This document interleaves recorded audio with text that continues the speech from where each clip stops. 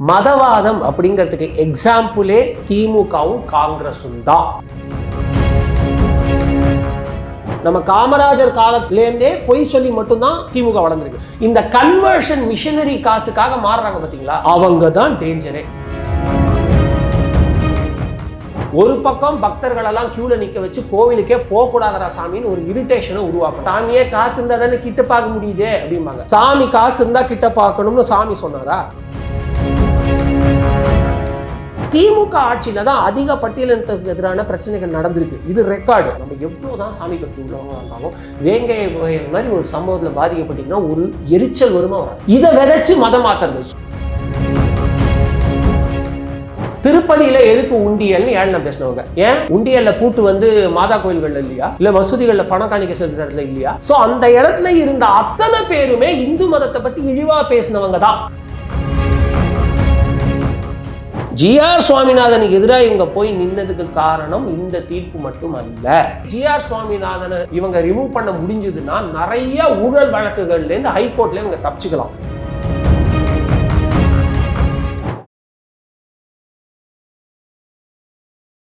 இளையபாரத நேயர்களுக்கு வணக்கம். இன்னைக்கு நம்ம நேர்களில் நம்ம சிறப்பு விருந்தினர் அரசியல் விமர்சகர் வெங்கட் பிரசாத் சார் அவர்கள் தான். சார் வணக்கம். சார் வணக்கம் சார்.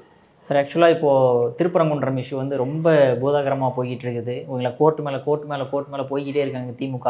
எதனால் இந்த அளவுக்கு டெஸ்பரேட்டாக இருக்காங்க? இஸ்லாமியர்கள் கூட வந்து எதிர்ப்பு தெரிவிக்காத நிலையில் ஏன் திமுக இந்த அளவுக்கு எதிர்ப்பு தெரிவிக்குன்னு பார்க்குறீங்க? இதுக்கு பின்னாடி இருக்கிற ஒரு மிகப்பெரிய மத அரசியலை நீங்கள் புரிஞ்சுக்கணும். மதவாதம் அப்படிங்கிறதுக்கு எக்ஸாம்பிளே திமுகவும் காங்கிரஸும் தான். இதை தயவு செஞ்சு இந்த தாவேகா பின்னாடி போகிறேன், மதவாத கட்சி பிஜேபி அப்படின்னு சொல்ற இந்த சோ கால்டு பொது வாக்காளர்கள் புரிஞ்சுக்கோங்க.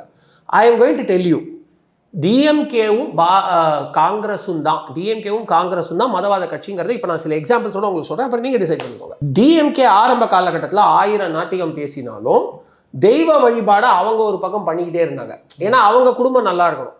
இப்போ வந்து சாஸ்திர மந்திரங்களுடைய பவர் என்ன அப்படிங்கிறது யூகேல இருக்கிற சயின்டிஸ்ட், யூகேல இருக்கக்கூடிய நிறைய சயின்டிஸ்டுகளுக்கு தெரிஞ்சு அதை பற்றி ஆராய்ச்சி பண்ண ஆரம்பிச்சிருக்காங்க. அந்த சாஸ்திர மந்திரங்களோட சக்தி எனக்கு மட்டும்தான் வரணும், என்னுடைய கட்சியில் இருக்கிறவங்களுக்கோ இல்லை தமிழ்நாட்டில் இருக்கிறவங்களுக்கோ போயிட்டா அவங்கள வந்து ஒரு நெகட்டிவ் வைப்ஸ் வச்சு நான் ஹோல்ட் பண்ண முடியாது, நெகட்டிவ் நரேட்டிவ் வச்சு நான் ஹோல்ட் பண்ண முடியாது. காங்கிரஸில் நீங்கள் நல்லா யோசிச்சு பாருங்க, நம்ம காமராஜர் காலத்துலேருந்தே பொய் சொல்லி மட்டும்தான் திமுக வளர்ந்துருக்கு.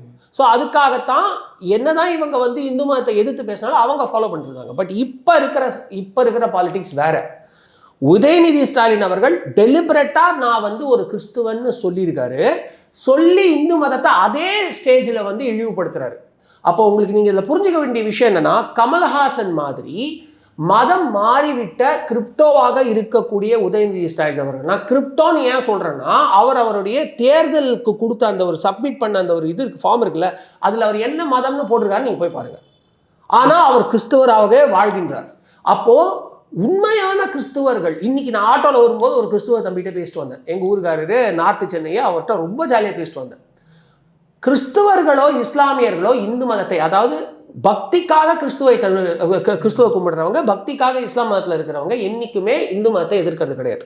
இந்த கன்வர்ஷன் மிஷனரி காசுக்காக மாறுறாங்க பார்த்தீங்களா, அவங்க தான் டேஞ்சரே. Kamal Haasan is first example. And now அந்த மாதிரி நிறைய பேர் இருக்காங்க. ஸ்னேகன் அவர்களாக இருக்கட்டும், இல்லை இப்போ நம்ம சேகர் பாபுவாக இருக்கட்டும், முக்கியமாக இப்போ உதயநிதி ஸ்டாலின் அவர் வந்து இந்து மதத்துக்கான ஒரு ஸ்கோப்பே தமிழ்நாட்டில் இருக்கக்கூடாது.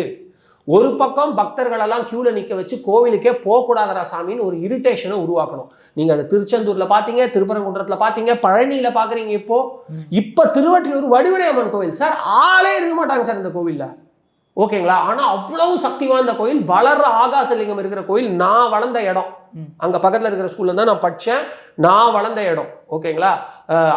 அந்த கோவில்ல வேணும்னே பார்க்க விடாம வழி மறைக்கிறது, நல்ல அகலமான ஒரு ஸ்பேஸ் உள்ள ஒரு கோவில், அதுல நீங்க வந்து நிக்க வைக்கிறதுக்கு இடமே கிடையாது. கூட்டம் இருக்கும், பட் ஈஸியா போகக்கூடிய ஒரு ஸ்ட்ரக்சர் தான் அந்த கோவில், அங்கேயே நிக்க வைக்கிறாங்க. ஸோ மக்களை கோவிலுக்கு போறதுக்கான இழிவான ஒரு கோவிலுக்கு போறதே ஒரு கஷ்டமான விஷயம் அப்படிங்கிற மாதிரி உருவாக்கணும். ஒன்று. ரெண்டாவது, இன்னொரு பாயிண்ட் நீங்க பாருங்க, இப்ப நார்மலா ஒரு சாமி பக்தி இல்ல ஒரு ஆள்கிட்ட நீங்க பேசுங்களேன், அவர் என்ன தெரியுமா சொல்லுவாரு, என்னப்பா கோவில் சாமிலாம் நல்லதான் செய்யறாரு, ஆனா சாமியே காசு இருந்தா தானே கிட்ட பார்க்க முடியுதே அப்படிம்பாங்க. சாமி காசு இருந்தா கிட்ட பார்க்கணும்னு சாமி சொன்னாரா? இல்ல, அறநிலையத்துறை சொல்லுது. 10 ரூபாய்க்கு ஒரு கியூ, 20 ரூபாய்க்கு ஒரு. இப்போ நீங்கள் வடபழனி கோயிலில் போய் பாருங்க, நீங்கள் 10 ரூபா கியூ, நீங்கள் வந்து 50 ரூபா கொடுக்கலன்னா உங்களால் சாமியை ஃப்ரீ கியூவில் போனால் சாமியை கிட்ட பார்க்க முடியும். ரொம்ப தள்ளி இருந்து பார்த்தீங்க, 10 ரூபாயோ 50 ரூபாயோ கொடுத்தா தான் உள்ளே போய் பார்க்க முடியும். ஸோ அவ்வளோ தள்ளி வைப்பாங்க. சாமி சொன்னாரா? அறநிலைத்துறை சொல்லுது. அதே மாதிரி திருப்பதியில் பெருமாள் சொன்னாரா நீங்கள் வந்து இவ்வளோ காசு கொடுத்துலாம் வரணும்னா அது கூட்ட மேனேஜ்மெண்ட்டுக்காக டிடிடி பண்ணுது. ஆனால் அதாச்சும் எல்லாருமே சாமியை ஒரே இடத்துல இருந்து பார்ப்பாங்க. நீங்கள் 300 ரூபா கொடுக்குறவங்க ஒரு தூரத்துலேருந்தும், இல்லைனா 50 ரூபா கொடுக்குறவங்க ஒரு தூரத்துலேருந்தும், இலவச தரிசனம் ஒரு தூரத்துலேருந்து, எல்லாருமே சாமியை ஒரே இடத்துல பார்ப்பாங்க. வர்ற கியூவோட லென்த்து தான் பெருசு. அது கியூ மேனேஜ்மெண்ட்னு சொல்லலாம். பட் தமிழ்நாட்டில் நிறைய கோவில்களில் நீங்கள் காசு கொடுத்தா தான் சாமியை கிட்ட இருந்தே பார்க்க முடியும், இல்லைனா தூரத்துலேருந்து பார்க்கணும். ஸோ இந்த மாதிரி ஒரு மொமெண்ட்டில் ஒரு வெறுப்பை கிரியேட் பண்ணு. 2வது. 3வது, வேங்கை வயல் மாதிரி சம்பவத்தை இந்த ஜாதி பண்ணியிருப்பாங்க, அந்த ஜாதி பண்ணியிருப்பாங்க யோசிக்கிறோமே, ஏன் வேற மதத்தை சேர்ந்தவங்களோ இல்லைன்னா இந்த மதத்தை பரப்புற குரூப்போ பண்ணிருக்க கூடாதுன்னு யாராவது யோசிங்களா? ஏன்னா திமுக ஆட்சியில் தான் அதிக பட்டியலினத்துக்கு எதிரான பிரச்சனைகள் நடந்திருக்கு. இது ரெக்கார்டு, இதை நான் சொல்லலை.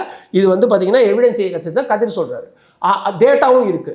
ஆனால் நிறைய அரெஸ்ட்டுகளும் நடந்திருக்கு. திமுக சேர்ந்தவங்களே கைதாயிருக்காங்க. ஆனால் வேங்கை வயல் சம்பவத்தில் ஏன் அரெஸ்டே நடக்கல?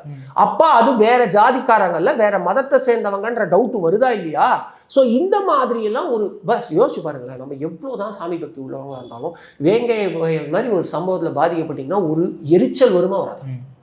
இதை விதைச்சு மதம் மாத்துறது. ஸோ மிஷனரி கொடுக்குற காசுக்காக இந்துக்களை வெறுப்பேத்தி அவங்கள மதத்திலேருந்து தள்ளி வைக்கிறதுக்காக திமுக பண்ற 100% ஸ்ட்ராட்டஜி இது.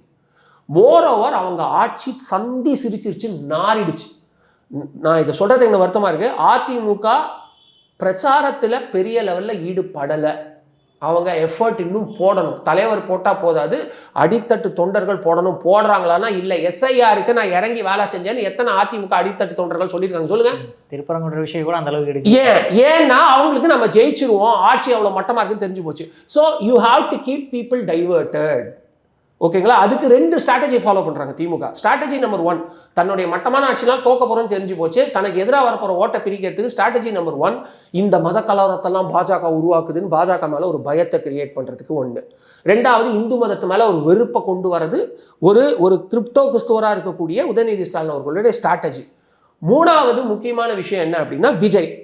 அவரை வச்சு இந்த நியூட்ரல் ஓட்டர்ஸ் எல்லாம் பிரிக்கணும்.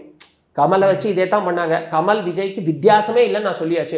விஜய் காங்கிரஸை பத்தி ஒரே ஒரு விமர்சனம் பண்ணாருன்னு சொல்லுங்க, நான் இந்த இன்டர்வியூ எழுந்து போயிருக்கேன். பண்ணவே இல்லை. காங்கிரஸை பத்தி ஒரு விமர்சனம் பண்ணல. இல்ல, அதாவது நீங்க கச்சத்தீவை மீட்டு கொடுத்துருங்க மோடி ஐயா, அது போதும் சொன்னார்ல. கச்சத்தீவு தாராளத்துக்கு பேசினாரா காங்கிரஸ் பத்தி ஒரு வார்த்தை? ஊழல் பத்தி அவ்வளோ பேசுறாருல, திமுக பத்தி பேசுறாருல. காங்கிரஸ் ஊழல் பண்ணலையா? 2G யாரோட சேர்ந்து பண்ணாங்க? எத்தனை ஊழல் காங்கிரஸ் நான் எடுத்து காட்டட்டுமா சார்? மிலிட்ரிக்காரங்களுக்கு கொடுக்குற சவப்பெட்டியில் ஊழல் பண்ணல, பேசினாரா? ஏன் பேசுற? ஏன் வந்து தமிழர்களுக்கு ஏதாவது அவர்கள் காங்கிரஸ்னு ஒரு வார்த்தை சொல்லலை? அப்போ அப்படியே அதோட ரெப்ளிகா தான். ஓகேங்களா? ஸோ விஜயை வச்சு வாக்க பிரிக்கிறது, அப்புறம் இந்த பயத்தை காட்டுறது, அதுக்கப்புறம் இந்துக்களுக்கு ஒரு வெறுப்பு உணர்வு உருவாக்கி மதம் மாத்துறது, இதுக்காக தான் திமுக. பட் இருந்தாலுமே வந்து இப்போ கோர்ட் வரைக்கும் போய் கோர்ட் ஆர்டரையுமே மதிக்க மாட்டாங்கிறாங்களா சார்? இதனால் எந்த விஷயத்துக்காக கோர்ட் ஆர்டர் கூட மதிக்காம GR சுவாமிநாதன் அவர்களை இம்பீச்மெண்ட் பண்ணுற அளவுக்கு போயிட்டாங்க அவங்க. அந்த இம்பீச்மெண்ட் பற்றி நான் பேசும்போது எனக்கு ரொம்ப வேதனையாக இருந்துச்சு. நியூட்ரல் ஓட்டர், சோ கால்டு மத நல்லிணக்கவாதிகள், கவனிங்க, எனக்கு GR சுவாமிநாதன் அவர்கள் மேலே நடவடிக்கை எடுக்கணும், அவர் கவுன்சில் இருக்கக்கூடாதுன்னு போய் கம்ப்ளைண்ட் கொடுத்த அந்த ஃபோட்டோ ஃப்ரேமில் இருக்கிற எல்லாரையும் பாருங்க. கனிமொழி திருப்பதியில் எதுக்கு உண்டியல்னு ஏழனம் பேசினவங்க. ஏன் உண்டியலில் பூட்டு வந்து மாதா கோயில்களில் இல்லையா? இல்லை மசூதிகளில் பணம் காணிக்க செலுத்துறதுல இல்லையா? திருப்பதியை மட்டும் ஏன் வந்து கலாச்சாங்க? யோசிங்க. அங்கே இருந்த TR பாலு, யார் சார் அவர்? என்னுடைய தொகுதி, அதாவது திருப்பரங்குன்றமா இல்லைன்னா அந்த தாம்பரம், அந்த தொகுதியில் 3 கோவில், ஒரு லக்ஷ்மி கோவில், சரஸ்வதி கோவில், ஒரு அம்மன் கோவிலை நான் இடிச்சேன்னு பெருமையா மேடையில சொன்னேன். நம்ம கோவிலை இடிச்சதா உங்களுக்கு பெருமையா? ஒரு இடத்துல பாபர் மஸ்ஜித், அதுவும் அந்த இடத்துல வழிபாடு கூட நடக்கல, அந்த இடத்துல ராமர் கோவில் இருந்ததுன்னு MM முகமது அப்படிங்கிற அகழ்வாராய்ச்சிக்காரரே சொல்லியிருக்காரு. உங்களுக்கு மாற்று நிலம் கொடுக்குறோன்னு சொல்லி இடிச்சதுக்கு இவ்வளோ பெரிய மத நல்லிணக்க தத்துவம் பேசுனீங்களே. 3 கோவில நம்ம தமிழ்நாட்டில் நம்ம தாம்பரம் தொகுதியில் மட்டுமே இடிச்சிருக்கேன்னு TR பாலு சொன்னாரு. அப்படிப்பட்ட TR பாலு அங்கே நிற்கிறாரு. அப்புறம் இந்து கடவுளை பத்தி அவ்வளவு இழிவா பேசின ஒரு MP அங்க இருக்காங்க, பிரியங்கா காந்தி. நம்மளுடைய அந்த இது இருக்கு இல்லையா, கோமியம், அந்த கோமியத்தை பத்தி அவ்வளோ இழிவா பேசின அவங்க இருக்காங்க. இந்து மத கோவில்கள்ல இருக்கிற சிற்பங்களை பத்தி அவ்வளோ இழிவா பேசின திருமாவளவன் அங்க இருந்தாரு. ஸோ அந்த இடத்துல இருந்த அத்தனை பேருமே இந்து மதத்தை பத்தி இழிவா பேசினவங்க தான்.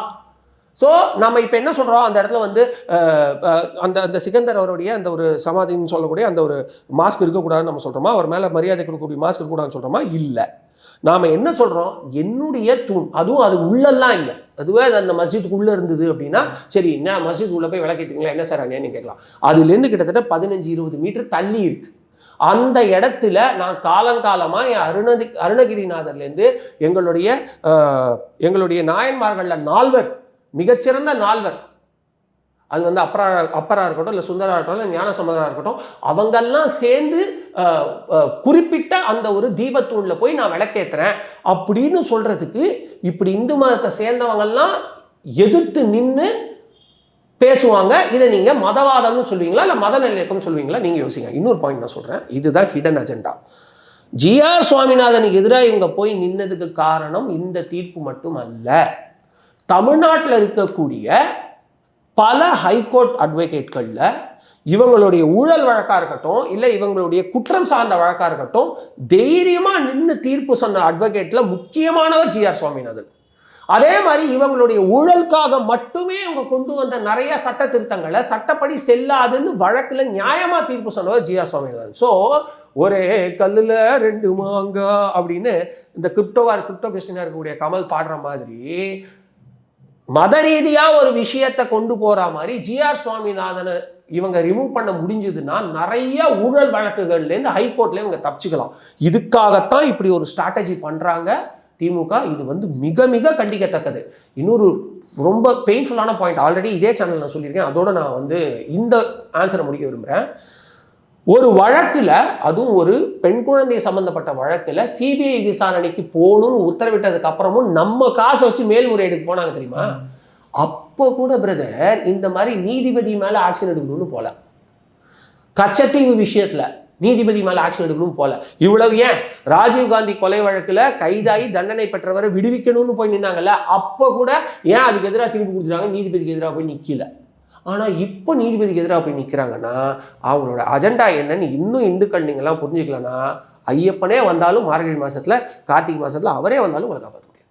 ஆனால் அது வந்து தீபக்கல் கிடையாது, ஒரு அளவுகோல் கல்லுதான்ற மாதிரி கனிமொழி அவர்கள் சொல்கிறாங்களே. ஆமாம், அளவுகோல் கல் அவ்வளோ எடுக்கட்டாங்களா? இது வந்து இல்லாஜிக்கலாக பேசுறதுல திமுகவை வெல்வதற்கு யாருமே கிடையாது. கடைசி வரை வாடகை வீட்டில் இருந்த காமராஜரோட வீடை சொந்த வீடுன்னு சொல்லி கேன்வாஸ் பண்ண குரூப்பு, பிரச்சாரம் பண்ண குரூப்பு. ஓகேங்களா? இப்போ எனக்கு வந்து சிதம்பரம் அவர்களுடைய மகன் அவர் கார்த்தி சிதம்பரம் மேலே சில விஷயங்கள்ல உண்மையிலே மரியாதை உண்டு. ஓகேங்களா? ஒரு நல்ல ப்ராப்பரான ஒரு எதிர்கட்சி தலைவராக அவர் இருந்திருப்பாரோ, ராகுல் காந்திக்கு பதிலாக அவரோ கேரளாவை சேர்ந்த சசி தரூராக இருந்தால் இன்னும் கொஞ்சம் பெட்டராக எதிர்கட்சிக்கான அந்த ஒரு ஸ்பேஸ் இன்னும் பெட்டராக இருந்திருக்குமோ அப்படின்ற தாட் எனக்கு உண்டு. கார்த்தி சிதம்பரம் மேலே எனக்கு அந்த மரியாதை உண்டாலும் இன்னுமே கார்த்தி சிதம்பரம் என்ன கேன்வாஸில் லாஸ்ட் டைம் எலெக்ஷன் பிரச்சாரத்தில் என்ன சொன்னார், 15 லட்சம் தரேன்னு மோடி சொன்னார், தந்தாரா அப்படின்னு. சார் ஒரு டிவி சேனல் நியூஸ் சேனலில் சொல்கிறாரு சார், ஒரு நியூஸ் சேனலில் வந்து சாப்பிட்டுக்கிட்டே, அதாவது ஒரு ஹோட்டலில் சாப்பிட்டுக்கிட்டே இன்டர்வியூ எடுக்கிற மாதிரி ஒரு நிகழ்ச்சி இருக்குது, நீங்கள் போய் பாருங்கள். இப்போவே உங்களுக்கு புரிஞ்சுக்கணும் நான் என்ன சொல்கிறேன்னு. கார்த்தி சிதம்பரம் இன்டர்வியூ நீங்கள் போட்டு பாருங்கள். போன வருஷம் 2024 எலெக்ஷனில் அவர் சொல்கிறாரு 15 லட்ச ரூபா தரேன்னு மோடி சொன்னார், தந்தாரு. அது இல்லைன்னு நம்ம அத்தனை பேருக்கும் தெரியும். ஸோ இப்படி கொஞ்சம் கூட பேசிஸே இல்லாத ஒரு விஷயத்த சொல்லுவாங்கன்னு தெரியும். உங்களுக்கு வந்து நான் ஒரு கிளியர் எக்ஸாம்பிள் சொல்கிறேன். நாயக்கர்கள் உடைய கல்வெட்டுகள்ல அருணகிரிநாதருடைய பாட்டுல இந்த தீபக்கல் பற்றி மென்ஷன் இருக்கு. அவங்கெல்லாம் பிரிட்டிஷர்ஸ்க்கு அப்புறம் தான் வந்தாங்க நீங்க சொன்னீங்கன்னா அவங்களுடைய டைம் ஃப்ரேம்ல ப்ராப்ளம் தான் சொல்லுவேன். நான் வந்து தனியா ஹிஸ்ட்ரிலாம் படிக்கல, ஆர்வத்தில் படித்தேன். பட் என்கிட்ட டிகிரிலாம் கிடையாது. நான் +1 +2ல நான் 10th படித்த ஹிஸ்ட்ரியிலேயே பிரிட்டிஷர்ஸ்ல இவங்களுக்கு அப்புறம் தான் வந்தாங்கன்றது எனக்கு தெரியும். அந்த படிப்பு கூட இவங்க படிக்காம மிரட்டி மார்க் வாங்கி வந்திருந்தாங்கன்னா ஒன்லி காட் கேன் ஹெல்ப். சரி, பட் ஆனால் இப்போ அமித்ஷா அவர்களை அகமதாபாத்தில் பேசும்போது இது அந்த மாதிரி வந்து டெல்லி, அதாவது பீகாருக்கு அடுத்தது வந்து ஸ்டாலின் அவர்களே, மம்தா பானர்ஜி அவர்களே அடுத்து உங்கள் ஸ்டேட் தான் டார்கெட் அப்படின்ற மாதிரி சொல்கிறாரு. ஆனால் அதுக்கு ஸ்டாலின் அவர்கள் ட்விட்டரில் போகிறாரு, இந்த ஷா இல்லை எத்தனை ஷா வந்து தமிழ்நாடை வந்து அவுட் ஆஃப் கண்ட்ரோல் தான் அப்படின்ற மாதிரி சொல்கிறாரு. சார் கருணாநிதி அவர்கள் இதே மாதிரி தான் சொன்னார் 2011. அவுட் ஆஃப் கண்ட்ரோல் ஆல்மோஸ்ட் வெற்றி ஊர்ஜிதப்படுத்தப்பட்ட ஒன்றுனாரு. என்னாச்சு? எதிர்கட்சி கூட இல்லை. விஜயகாந்த் அழகா கூட்டணி வச்சாரு அதிமுகவோட, பயங்கரமா சீட்டு ஜெயிச்சாங்க. 40 கூட வரல திமுக. எதிர்கட்சிக்கான வாய்ப்பு விஜயகாந்த் அவர்களுக்கு கிடைச்சது. அதே தான் இப்போ அண்ணாமலைக்கு நடக்க போகுது. ப்ரொவைடர் நீங்க தாவேக்கா கீவேக்கான்னு வளராம மக்கள் சரியாக உங்களுடைய வாக்கை நல்ல படித்தவர்களுக்கு, பெரிய ஆள்லாம் இல்லை, நீ விஐபிலாம் இல்லை, உனக்கு தேசியம் சிந்தனை இருந்தால் போதும், நீ உழைப்பு இருந்தால் போதும் வான்னு சொல்லக்கூடிய பாஜகவுக்கு நீங்கள் போட்டிங்கன்னா திமுக சொல்கிற இந்த காமெடியெல்லாம் நடக்காது. எப்படி இருந்தாலும் திமுக தோக்கும் பிரதர். திமுக ஜெயிக்கிறதுக்கு இன்னும் ஒரு வாய்ப்பு தான் இருக்குது. ஒரே ஒரு வாய்ப்பு தான் இருக்குது. நீங்கள் தாவேக்காக போடுற ஒவ்வொரு ஓட்டும் திமுக வெற்றிக்கு போடுறது. as simple as it is. unless otherwise அவரும் தேசிய சிந்தனையோட என்டிஏக்கு வந்து நின்னாரு அப்படின்னா கதை வேற. அப்போ நடிகர்லாம் வரலாம்ப்பா. சரி, அவங்கெல்லாம் நல்ல மாற்றம் கொடுத்தா நல்லது தானே. வெங்கட் பேச மாட்டான். இப்போவும் சொல்கிறேன், எதிர்ப்பு வந்தாலும் வெங்கட்டோட ஸ்டாண்ட் ஒன்று தான். நடிகர்கள் அரசியலுக்கு வரக்கூடாதுன்னு சொல்கிறதுக்கு நான் சீமான் கிடையாது. அது அவங்களுடைய உரிமை. விஜய் அவர்கள் அரசியலுக்கு வரக்கூடாதுன்னு சொல்கிறதுக்கு எனக்கே ஸ்பேஸ் கிடையாது. அவரு உரிமை, டாக்ஸ் கட்டுறாரு, அவருக்கு உரிமை இருக்குது, சட்டம் உரிமை. பட் நடிகர்கள் தேவையா அப்படின்ற கேள்விக்கு நான் ஆல்ரெடி பலமுறை பதில் சொல்லிட்டேன். ஆரம்பத்தில் கமலுக்கும் ரஜினிக்கும் நானும் பேசியிருக்கேன். ஏன்னா அந்த அதிமுக திமுக அப்படிங்கிற அந்த ஒரு இருபெரும் சக்திக்கு நடுவில் ஒரு புது ஃபோர்ஸா ஒருத்தர் வர முடியுமா? முடியவே முடியாது. வி நீட் அ கரிஷ்மேட்டிக் ஃபேஸுங்கிறதுனால. பட் ஒரு இன்ஜினியரிங் படித்த, ஐஏஎம் படித்த, ஐபிஎஸ் ஒருத்தர் கரிஷ்மேட்டிக் ஃபேஸோட வர முடியும்னு காமிச்சிட்டாரு. அவரை பார்த்து நிறைய கடை வச்சிருக்கிற பசங்க, நிறைய பிகாம் படித்த பசங்க, நிறைய பிஇ படித்தவங்கெல்லாம் வந்திருக்கும். அப்படி இருக்கும்பொழுது there is a high chance that ஒரு இயல்பான மனிதன், ஒரு படித்த மனுஷன், உங்களை மாதிரி என்ன மாதிரி பஸ்ஸில் போனவன், கவர்மெண்ட் ஸ்கூலில் படித்தவன், தமிழ் மீடியமில் படித்தவன்லாம் வர முடியுங்கிறப்போ there is no need for a heroic politics hereafter. ஓகேங்களா? உண்மையிலேயே ஒரு அக்கறை விஜய்க்கு தமிழ்நாட்டு மக்கள் மேலே இருந்ததுன்னா என்னப்பா, அண்ணாமலை மாதிரி ஒரு கேண்டிடேட்டை நிற்க வச்சிருக்காங்க, அவருக்கு சப்போர்ட் பண்ணுங்கப்பா, எலெக்ஷன் 2024 சொல்லியிருந்தாங்கன்னா மேபி அவர் எக்ஸ்டெண்ட் பண்ணுறது கூட வாய்ப்பு இருந்திருக்கும். ஓகேங்களா? பட் அஃப்கோர்ஸ் பிஜேபி வந்து இன்னொரு லீடரை கொண்டு வந்ததுக்கு நிறைய ரீசன்ஸ் இருக்குது. அவங்க ஒரு டென்யூர் எல்லாருக்குமே டிஃபைன் பண்ணியிருக்காங்க. இந்த 2 வருஷம் அப்படிங்கிற அந்த 2 டென்யூர் அப்படிங்கிறத வந்து தமிழிசை சவுந்தரராஜன் அவர்களுமே தாண்டலை, அதுக்கப்புறம் வேல்முருகன் அவர்களுமே தாண்டலை. எல்லாருக்குமே இந்த ஒரு டெஃபினிஷன், அன்லஸ் அதர்வைஸ் கர்நாடகா மாதிரி ஒரு எக்ஸப்ஷனல் ரீசன் இருந்தாலே ஒழிய. But coming to this point, ஒரு நடிகருக்கான தேவை இப்போ அரசியலில் இல்லைங்கிறதுனால நீங்கள் அந்த ஒரு தப்பு பண்ணாமல் போதும், நம்ம நடிகர்களை நம்பி ஓட்டு போட்டது, அப்புறம் அந்த தமிழ்ன்ற ஒரு பொய்யான பிரச்சாரத்தை நம்பி தமிழுக்கு எதிராக இருக்கவங்க ஓட்டு போட்டது. நல்லா கேட்டுக்கங்க, நம்மளுடைய செங்கோலை நட்டவர், பார்லிமெண்ட்ல நட்டு இந்தியாவுக்கே ஒரு அடையாளம் தமிழ்நாட்டோட செங்கோல் தான் காமிச்சவர் மோடி. அதை இழிவுபடுத்துறதுக்காக பல திருமணங்களை பண்ணவங்க தானே. அப்போ அவங்களோட செங்கோலை எதுக்கு வைக்கிறீங்கன்னு நம்ம அரசர்கள் பற்றி, முக்கியமாக ராஜராஜ சோழனை பற்றி இழிவாக பேசினது இந்த மதுரை, இப்போ திருப்பரங்குன்ற இஷ்யூ நடக்குது இல்லையா, மதுரை, அந்த மதுரையோட எம்பி தான் பேசினார் வெங்கடேசன். அன்னைக்கே நீங்களாம் ஒரு வீட்டு வாசல் நின்று போராட்டம் பண்ணி மன்னிப்பு கேட்க வச்சிருந்தீங்கன்னா இன்னைக்கு திருப்பரங்குன்ற விஷயம் உங்களுக்கு பெருசாக இருக்காது. அதனால நான் ஆல்ரெடி சொன்ன மாதிரி மதுரைக்காரண்டியேன்ற பெருமையில் இப்போ சொல்லாதீங்க, அதெல்லாம் போயிருச்சு. ஸோ இனிமே இந்த ஒரு தப்பான நரேட்டிவ் பின்னாடி போகாமல், நடிகர்கள் பின்னாடி போகாமல் டெவலப்மெண்ட்டுக்கு வாக்களிக்கிற பட்சத்தில் திமுக டெஃபினட்டாக படுதோல்வி அடையும். ஓகே, அதே மாதிரி இப்போ பாராளுமன்றம் நடந்த விவாதங்கள்லாம் பார்த்தீங்களா? இப்போ இன்னுமே வந்து எஸ்ஐஆரில் தான் வந்து பிஜேபி ஜெயிச்சது அப்படின்ற மாதிரி ராகுல் காந்தி என்ன குற்றச்சாட்டு வச்சுருக்காரு. இந்த ஜெயசூர்யான்னு நினைக்கிறேன், I have to revisit. Jayasuriya தான், ஜெயவர்தன் மறந்து போச்சு. ஷார்ஜா கப் ஒரு மேட்ச் தோத்ததுக்கு எங்களுடைய ட்ரௌசர்ஸ் டைட்டாக இருந்தது, வி லாஸ்ட் த மேட்ச்னு. லிட்ரலா ஐ திங்க் ஜெயவர்தனையா ஜெயசூர்யாவான்னு தெரில, கொஞ்சம் வெரிஃபை பண்ணி பாருங்க. பட் இப்படி சொன்னாங்க, எவ்ரிபடி லாஃப்ட். அந்த மாதிரி இருக்கு இந்த எஸ்ஐஆர், எவ்ரிபடி இஸ் லாஃபிங். நேற்று எங்களுடைய குரூப்பில் எல்லா கட்சி மக்களையும் வச்சு இந்த இடத்துல ஒரு இஸ்லாமியர், எனக்கு அது வருத்தமாக இருக்குது சொல்கிறதுக்கு, ஒரு அப்துல் கலாம், ஒரு இஸ்லாமியர் தேசியவாத சிந்தனையோடு வந்தார், அப்துல் கலாம் ஆனார், எங்கள் எல்லாருக்குமே ஒரு வழிகாட்டியானார். அந்த மாதிரி 10 அப்துல் கலாம் நாங்கள் எதிர்பார்த்துட்டு இருக்கிற நேரத்தில் இன்னுமுமே இந்த தப்பான நரேட்டிவை பின்தொடர்ந்து இஸ்லாமியர்கள் பொறுத்த ஒரு வருத்தத்தக்க விஷயம். அவர் போட்டிருந்தார், சீரி பாயிண்ட் ஏமாற்றி ஜெயிச்சு புட்டு அப்படின்னு தம்ப்நெயில் போட்டு, சீரி பாயிண்ட் ராகுல் அப்படின்னு. சரி, நானும் அந்த ஆர்கியூமெண்ட்டில் போய் பார்த்தா எனக்கு லிட்டரலாக எப்படி இருந்துச்சுன்னா, என்ன நீங்கள் இந்த குழந்தைங்கள்லாம் நம்ம உப்புக்கு சப்பான்னு ஒரு குழந்தைய வச்சு விளையாடுவோம், நம்ம வின்னரை பாராட்டிட்டு இருக்கும்போது நான் தான் வின்னருன்னு அழுவும் தெரியுமா. சரி, அவன் தான் வின்னர்னு சொல்லண்டா, குழந்தை தானடான்னு அம்மா சொல்லுவாங்க. அப்படி இருந்துச்சு அவரோட speech. Nothing effective, no points. Background மியூசிக்கோட போட்டால் நீங்கள் ஒரு குழந்தை இப்போல்லாம் வருது பார்த்துங்க, இல்லை குழந்தைய பேச வச்சு, ஒரு குழந்தையோட ஸ்பீச் கூட மாசாக தான் இருக்கும் தலைவா. நீங்கள் பேக்ரவுண்ட் மியூசிக் கட் பண்ணிவிட்டு அவர் பேசுனது பாருங்கள், பாயிண்டே இல்லை. இதெல்லாம் நமக்கு புரியக்கூடாதுன்றதுக்காக தான் நம்மளை ஹிந்தி படிக்க உள்ள. ஓகேங்களா? ஆனால் நீங்கள் ஹிந்தி நல்லா தெரிஞ்ச யாராவது ஒருத்தர்கிட்ட அவருடைய ஸ்பீச்சோட ஆக்சுவல் கன்வர்ஷன் பார்த்து பாருங்கள், ஒரு வேலிட் பாயிண்ட் கூட கிடையாது. 1. 2வது, அன்றே சொன்னார் வெங்கட் பிரசாத். நீங்களாம் தோணுங்க, நானே சொல்கிறேன், ஒரு ஃபண்டுக்காக சொன்னேன். பட் 2024 எலெக்ஷன் ரிசல்ட் வந்த அன்னைக்கு நான் பேசினேன், நீங்கள் 200+ நாங்கள் வந்து காங்கிரஸ் இந்த கூட்டணி இண்டி கூட்டணி ஜெயிக்க வச்சிட்டோன்னு சொல்கிறீங்க. இவங்களை ஏன்டா பார்லிமெண்ட்டுக்கு அமிச்சோன்ற மாதிரி கேவலமாக நடந்துப்பாங்க, இந்தியாவை தலகுனியை வைப்பாங்கன்னு நான் அவங்ககிட்ட சொன்னேன். சொன்னது அப்படியே நடந்துச்சு. பார்லிமெண்ட்டுக்குள்ள நாயை கூட்டிட்டு போய், எத்தனையோ நாய்கள் பார்லிமெண்ட்ல இருக்குன்னு ஆளுங்கட்சியை இவ்வளவு அசிங்கமான வார்த்தை பேசி த ஹோல் வேர்ல்ட் இஸ் வாட்சிங். இந்தியாவோட அந்த ஆளுமை வந்து உலகத்துக்கு தேவைன்னு சொல்றது புத்தின், ஆஸ்திரேலிய அதிபர், இந்த ஆப்பிரிக்கன் கண்ட்ரிஸ் இவங்கெல்லாம் சொல்றாங்க. ஸ்பெயின் இந்தியாவோட ஆளுமை தேவைன்னு சொல்லக்கூடிய உலக நாடுகள், யூரோப்பியன் கண்ட்ரீஸ்ல ஒரு சிலது. ஆனா அப்படி இந்தியாவை உத்து நோக்கிற நேரத்தில் அதே ஆளுங்கட்சியை சேர்ந்தவங்களை நீங்க விமர்சனம் பண்ணுங்க. ஊழல் இருக்கா சொல்லுங்க, இவங்களால சொல்ல முடியாது. தப்பான ஆளுமை இருக்கா சொல்லுங்க, இவங்களால சொல்ல முடியாது. ஓகேங்களா? இந்தியா நஷ்டத்தில் போதா சொல்லுங்க, இவங்களால சொல்ல முடியாது. டெட் எக்கனாமின்னு சும்மா வாயால சொல்ல வேண்டியதான். இந்தியாவோட எக்கனாமி தான் ஃபாஸ்டஸ்ட் குரோயிங் எக்கனாமின்னு 4வது தடவை ஐஎம்எஃப் சொல்லியிருக்கு, இன்டர்நேஷனல் மானிட்டரி ஃபண்ட். ஓகேங்களா? சும்மா நாங்கள் இங்கே முரசொலியில் படிச்சுட்டு வந்து சொல்ல. ஓகேங்களா? அதனால இது எதுவுமே சொல்ல முடியாதுன்னா உங்களால ஒரு பாசிட்டிவ் விமர்சனம் வைக்க முடியும்னா அதுக்கு ட்ரை பண்ணுங்க. அதை விட்டுட்டு இந்த மாதிரி நாயை கூட்டிட்டு வந்து பார்லிமெண்ட்ல பவு பவுன்னு கத்துறது பாருங்க. டாக் இன்சைட் பார்லிமெண்ட்டும் போட்டு பாருங்க.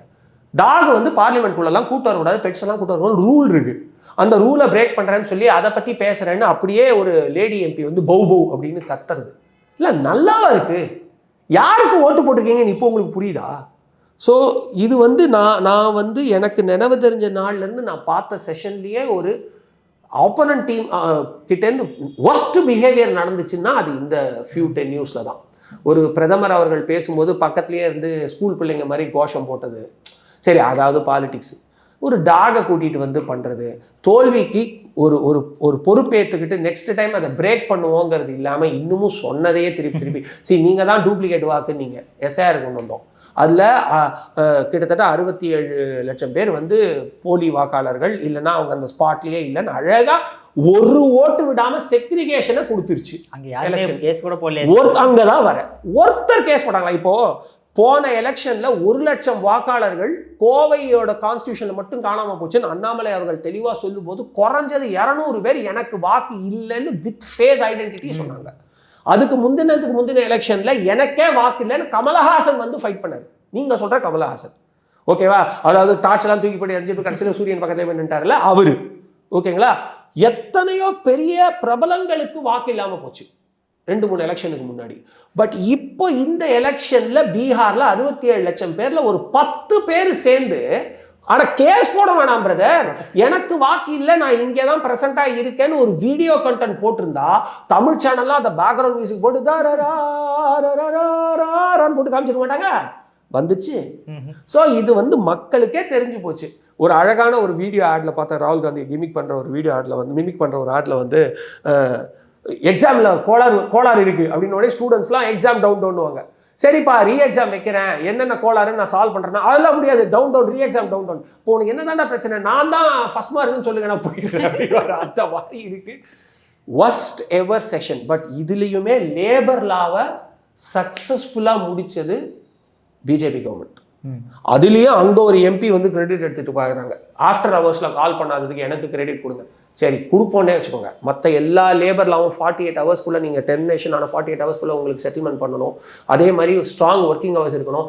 ஆண்களுக்கு ஒரு கூலி பெண்களுக்கு ஒரு கூலின்னு இல்லாமல் ஜெண்டர் பையஸ் இல்லாமல் கூலி கொடுக்கப்படணும். இந்த மாதிரி சூப்பரான விஷயங்கள் நிறைய கொண்டு வந்துருக்காங்க. அதில் அந்த எம்பி ஒரு ஐடியா சொல்கிறாங்க. இன்ஃபேக்ட் காங்கிரஸ் சேர்ந்த எம்பி ஒரு ஐடியா சொல்கிறாங்க, என்னன்னா ஆஃப்டர் ஒர்க்கிங் ஹவர்ஸ் வந்து கால் பண்ணக்கூடாதுன்னு ஒரு அமெண்ட்மெண்ட் கொண்டு வாங்கன்னு உடனே அக்செப்ட் பண்ணுது பிஜேபி. இப்படி கன்ஸ்ட்ரக்டிவா ஒண்ணுமே பண்ணாம, இப்படி கன்ஸ்ட்ரக்டிவா நீங்க ஒண்ணு சொன்னா கூட ஏத்துக்காங்கன்னா கன்ஸ்ட்ரக்டிவா பண்ணுங்க, பண்ண மாட்டாங்க. ஏன்னா நீங்க கன்ஸ்ட்ரக்டிவா பண்றவங்களுக்கு ஓட்டு போடல. செங்கோலை எதுக்கு வைக்கிறீங்க? மல்டிபிள் மேரேஜ் பண்ணவங்கன்னு சொல்றவங்களுக்கு ஓட்டு போட்டுட்டு இருக்கீங்க. அர்த்தமே எல்லாமே இன்னும் ஹிந்தி மொழி சமஸ்கிருத மொழின்னு பிரிச்சு பேசுறவங்களுக்கு ஓட்டு போட்டுட்டு இருக்கீங்க. You vote for valid people, you will have good sessions. கடைசி ஒரே ஒரு கொஸ்டின் சார். அதாவது உதயநிதி ஸ்டாலின் அவர்கள் வந்து சொல்லும்போது சமஸ்கிருதத்துக்கு வந்து செத்த மொழிக்கெல்லாம் வந்து ஆயிரக்கணக்கான கோடியில் வந்து நீங்கள் வந்து அமௌண்ட் அலோகேட் பண்ணுறீங்க, தமிழுக்கு எதுவுமே அலோகேட் பண்ண மாட்டேன்றீங்க அப்படின்ற மாதிரி ஒரு வாதம் வச்சாரு சார். சார் அதாவது உதயநிதி ஸ்டாலின் மேலே எனக்கு ஒரு ஸ்ட்ராங் நம்பிக்கை இருந்துச்சு. பரவாயில்ல, ஒரு ஸ்ட்ராங்கான அப்போசிஷன் நமக்கு வரப்போறாரு. ஏன்னா வந்து ஒரு பேப்பர் பார்த்து படிக்காமல் நல்லா பேசுவார் போல இருக்கு. பரவாயில்லடா, நமக்கு வந்து போட்டி போட ஒரு ஆள் இருக்காருன்னு நான் நினச்சேன். அவரும் ஒன்றும் தெரியாத ஆளுன்னு ரொம்ப டிசப்பாயிண்ட் ஆகிட்டேன். உதயநிதி ஸ்டாலின்ல ஒரு பேரு. ம். உதயநிதி என்ன மொழி சார்?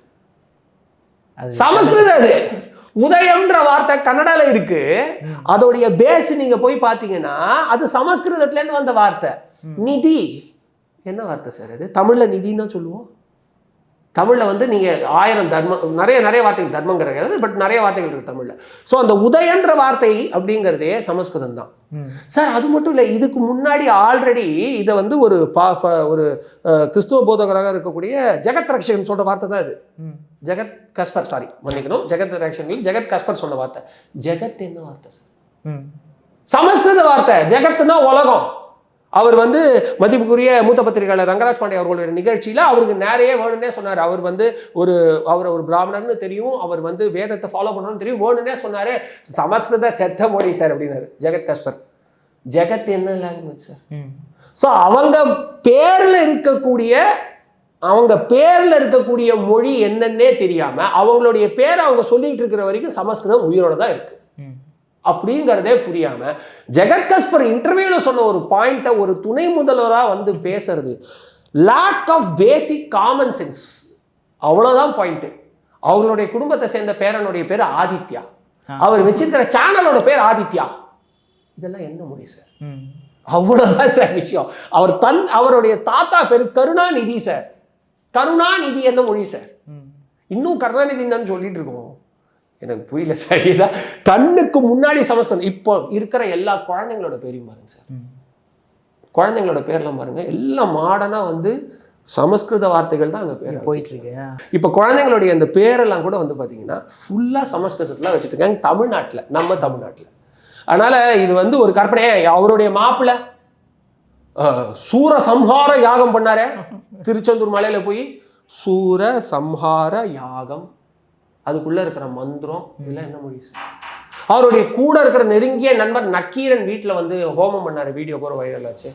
சமஸ்கிருத ஹோமம் தான் பண்ணாரு, உதிர சமகம் வச்சு தான் பண்ணாரு. அதுக்கப்புறம் இப்போ என்ன சொல்றது, நாங்கள் வந்து மலையில விளக்கேற்றிட்டோம் அப்படின்னு அண்ணாமலை தீபம்ல போய் நின்னாரு நம்ம சேகர் பாபு. அங்கே என்ன சார் மந்திரம் சொன்னாங்க? சமஸ்கிருதம் தானே சொன்னாங்க. So Samskritam is living, it will live forever. தமிழ்ல இருக்கக்கூடிய அழகான நிறைய சொற்கள் சமஸ்கிருதத்திலேருந்து வந்தது.